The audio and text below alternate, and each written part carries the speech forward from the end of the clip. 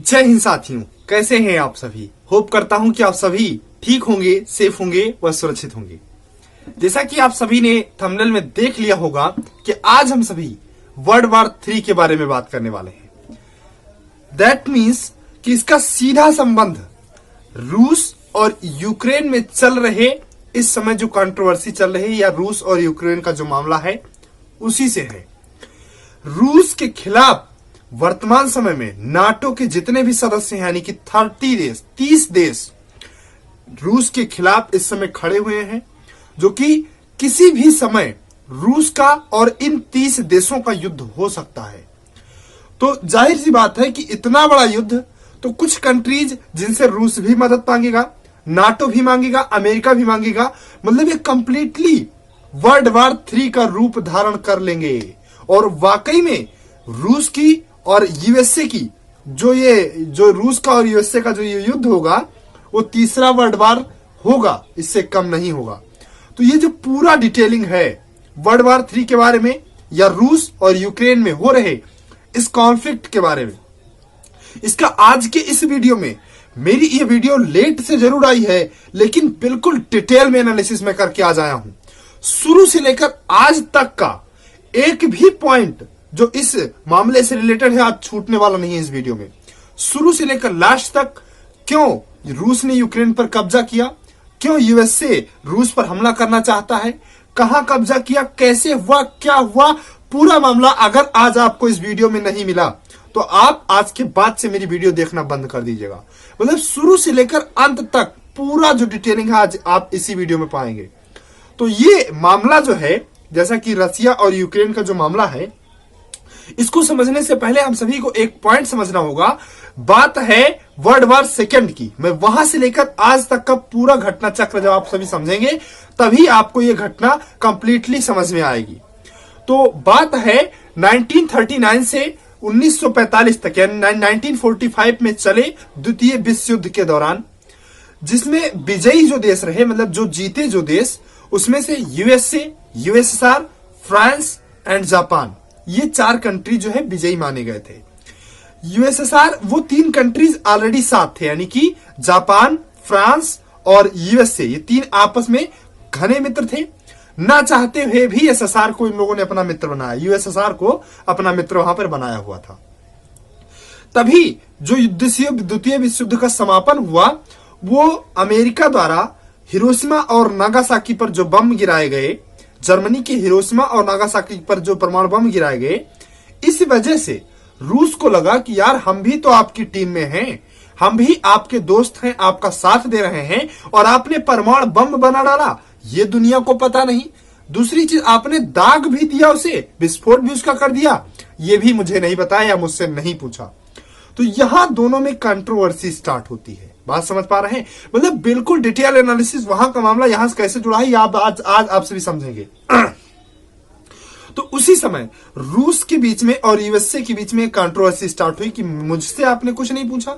दूसरी बात, अब द्वितीय विश्व युद्ध खत्म हो गया था तो अब बड़ा कौन देश आगे जाएगा, ये कंट्रोवर्सी स्टार्ट हुई।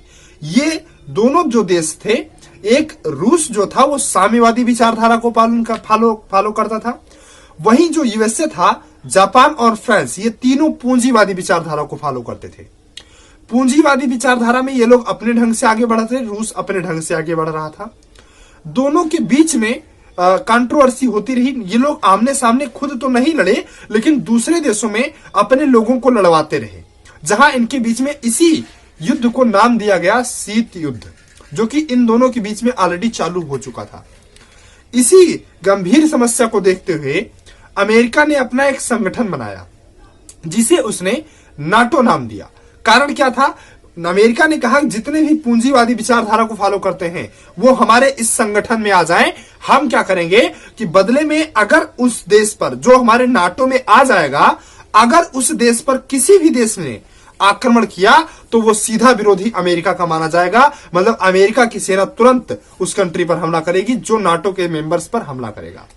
मतलब नाटो यानी कि नॉर्थ अटलांटिक ट्रेडिंग ऑर्गेनाइजेशन, जो कि 1949 में बनाया गया था। 1945 में दोनों के बीच में 1945 में द्वितीय विश्व युद्ध खत्म हुआ। उसके बाद में ये कंट्रोवर्सी चलती रही और 1949 में अमेरिका ने अपने लोगों को इकट्ठा करके नाटो बनाया, यानी कि नॉर्थ अटलांटिक ट्रेडिंग ऑर्गेनाइजेशन, जिसमें शुरुआत में कुल 12 देश थे। क्लियर ना? वर्तमान समय में इसमें 30 कंट्री है, यानी कि 30 देश इस समय है नाटो में। वहीं रूस भी नहीं चूका। रूस ने अपना WTO बनाया। WTO मतलब वर्ल्ड ट्रेड ऑर्गेनाइजेशन नहीं, ये आज का वर्ल्ड ट्रेड ऑर्गेनाइजेशन है। उस समय वर्षा ट्रेडिंग ऑर्गेनाइजेशन था WTO का मतलब। जो रूस यानी कि साम्यवादी विचारधारा को फॉलो कर रहे थे वो उस ग्रुप में शामिल हुए। हालांकि आज WTO का कोई अस्तित्व नहीं है, उस वाले WTO का कोई अस्तित्व नहीं है। वहीं इन दोनों की कंट्रोवर्सी बढ़ती गई। दोनों ने कसम खाई एक साथ 1962 में कि देखते हैं चंद्रमा पर कौन पहले पहुंचता है। फाइनली 1969 में नील आर्मस्ट्रांग ने पहला झंडा वहां पर चंद्रमा पर गाड़ा। उस समय जब ये मिशन लॉन्च हुआ, कैंसर मूनशॉट मिशन उस समय नाम था। मतलब अमेरिका आगे बढ़ता चला गया, आज उसकी इकोनॉमी भी आगे है रूस की अपेक्षा। तब ये मामला ऐसे आगे बढ़ता चला गया, लेकिन इन दोनों की कंट्रोवर्सी बड़ी हुई थी। ये दोनों आमने सामने खड़े थे कि कौन बड़ा, आप बड़े हैं ये मैं बड़ा, तुम ज्यादा शक्तिशाली कि मैं ज्यादा शक्तिशाली। इसी कंट्रोवर्सी में मतलब दुनिया चल रही थी। वहीं अमेरिका रूस को किसी भी प्रकार से पीछा दिखाने चाह रहा था, नीचा दिखाना चाह रहा था। विभिन्न देशों में रूस और अमेरिका के बीच में टक्कर भी, मतलब अपने अपने लोगों को लड़वाते थे, सामने फ्रंट पर आके नहीं लड़ते थे। इसी का परिणाम हुआ कि अमेरिका जो है उस समय के USSR जो पहले USSR हुआ करता था, उसका जो 1991 में यानी कि 1991 में अमेरिका के ही कुछ कारणों से, हालांकि ये कारण एग्जैक्ट खुल के नहीं आए थे, लेकिन वही मेन जिम्मेदार था कि USSR का विभाजन हुआ। USSR अब 15 देशों में टूट चुका था। 15 देशों में सबसे बड़ा रूस था, उसमें यूक्रेन, कजाकिस्तान, तुर्कमेनिस्तान, ये सारे कंट्रीज जो थे वो थे। जिसमें आज का जो मामला है USSR का टूटना 15 देशों में, इसका जिम्मेदार अमेरिका ही था। उसके बाद में धीरे धीरे क्या हुआ कि एक इसमें कंट्री जो आज रिलेटेड है यूक्रेन से रिलेटेड, वो कंट्री थी क्या थी कि वहां पे गैस का, नेचुरल गैस का बहुत तगड़ा भंडार था। नेचुरल गैस से वहां से एक पाइपलाइन निकली है नॉर्ड स्ट्रीम 2 जिसे नाम दिया जाता है। वो बाकी के सेंट्रल एशियन कंट्रीज में, यानी कि बाकी के सेंट्रल एशियन कंट्रीज में जो है वो नॉर्ड स्ट्रीम 2 गैस की सप्लाई करती है, यानी कि यूरोपियन यूनियन को वो गैस की सप्लाई करती है। जिसमें वो नॉर्ड स्ट्रीम 2 जो पाइपलाइन है सीधा सबसे पहले जर्मनी को सप्लाई देती है। क्लियर ना? याद रखना, एक एक पॉइंट याद रखने वाली है। वो नॉर्ड स्ट्रीम 2 वाली पाइपलाइन जो है वो सीधा जर्मनी को गैस की सप्लाई देती है। यूक्रेन नेचुरल गैस का सबसे बड़ा भंडार था USSR में, ठीक है ना? यही मामला जब उठा, अब चूंकि दोनों का मामला चल रहा था, रूस को किसी भी प्रकार से पता चला होगा कि इसका जो हमारा विभाजन हुआ 15 देशों में, इसका रीजन अमेरिका रहा होगा। रूस ने जब अपनी स्थिति रूस की सुधरी तो उसने कहा पुराने समय में हमारी स्थिति ठीक नहीं थी 1991 में, इसलिए मेरा विभाजन हुआ। क्लियर ना? अब हम हमारे द्वारा जो टूटे हुए कंट्रीज हैं उन सभी पर दोबारा कब्जा करेंगे। हालांकि उसका मेन उद्देश्य ये पाइपलाइन यानी कि नेचुरल गैस के रिसोर्सेस को अपना बनाना था। उसने क्या किया कि क्रीमिया, एक यूक्रेन का ही एक शहर था क्रीमिया जिसका नाम था, सबसे पहले उस पर अपना कब्जा जताया। क्रीमिया पर कब्जा करते ही ज्यों ही रूस ने अपने सैनिकों को भेजकर क्रीमिया पर कब्जा करवाया, क्रीमिया पर कब्जा करवाते ही, अब कारण क्या रहा कब्जा करवाने का किसी को नहीं पता। जैसे हमारे यहाँ ना इंडिया में और पाकिस्तान की कंट्रोवर्सी चलती रहती है, थोड़ा हम कहीं कब्जा करेंगे, थोड़ा वो, मतलब ये आपस में होता रहता है ना। वैसे ही रूस ने एक छोटा सा शहर सिर्फ कब्जा करवाया क्रीमिया का। बाकी और क्या दिक्कत है, बाकी कंट्रोवर्सी आप लोग समझ रहे हैं। जब कब्जा करवाया तुरंत क्या हुआ कि इसका रिजल्ट क्या हुआ कि रूस को G8 के कंट्रीज से बाहर कर दिया। वर्तमान में G8 नहीं है, वर्तमान में सिर्फ G7 बचा हुआ है। रूस को G8 कंट्रीज से बाहर कर दिया गया। उस पर बहुत सारे सैंक्शंस भी लगाए गए यूनाइटेड नेशन द्वारा, अमेरिका द्वारा बहुत से सैंक्शन लगाए गए व्यापार वगैरह में। बहुत वो फिलहाल कोई दिक्कत नहीं वहां पे थी। उसके बाद में जब 2014 में यह घटना हुई, यानी कि रूस ने क्रीमिया पर जो कब्जा किया वो 2014 में एक घटना हुई थी, मतलब 2014 में कब्जा किया था। तुरंत सैंक्शन वैक्शन लगाने के बाद एक कंट्री जिसमें बेलारूस थी, यानी कि जो 15 कंट्री USSR में टूटे थे उसमें एक कंट्री बेलारूस थी जिसकी राजधानी थी मिन्स्क। क्या थी? मिन्स्क। वहां पे एक बैठक हुई। बैठक किस लिए? टेबल टॉक, कि आखिर आप क्यों कब्जा कर रहे हैं क्रीमिया को। और रूस क्रीमिया पर जैसा कब्जा किया ऐसे और यूक्रेन पर कब्जा ना करे, इसलिए वो बैठक बुलाई गई और वहां पे टेबल टॉक उसे कहा गया। क्योंकि क्रीमिया पर कब्जा होते ही यूक्रेन डर गया। यूक्रेन जो ही डरा कि अब हमें बस तो पाएंगे नहीं, क्योंकि रूस से युद्ध करना हमारे बस की बात तो है नहीं, इसीलिए यूक्रेन ने तुरंत अपनी इच्छा जताई कि वो नाटो का सदस्य बन जाए। नाटो मतलब नॉर्थ अटलांटिक ट्रेड ऑर्गेनाइजेशन, वो नाटो का सदस्य बन जाए।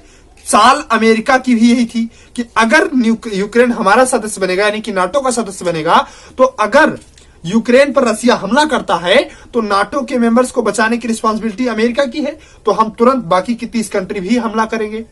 हालांकि व्लादिमीर पुतिन जी की यही इच्छा रही है कि यूक्रेन को नाटो का सदस्य नहीं बनने दिया जाए। सिंपल सी बात, यही उनकी इच्छा रही है कि यूक्रेन नाटो का सदस्य नहीं बने।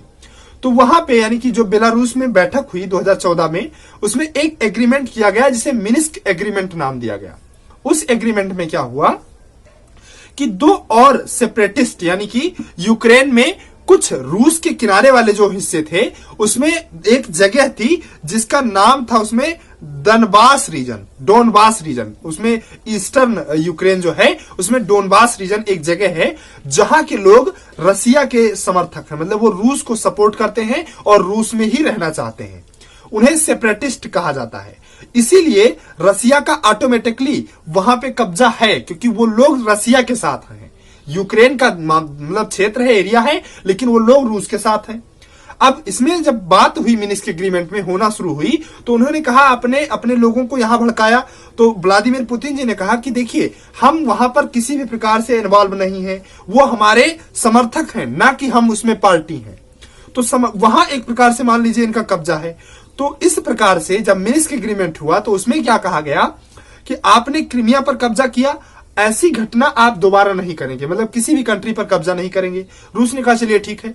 फिर जो डोनबास रीजन था उसमें दो लुनास्क और डोनबास करके कुछ दो शहर थे, उनको सेपरेट कर दिया गया कि आप अपने ढंग से सरकार चलाइए। वहां पे मिन्स्क एग्रीमेंट में ये किया गया।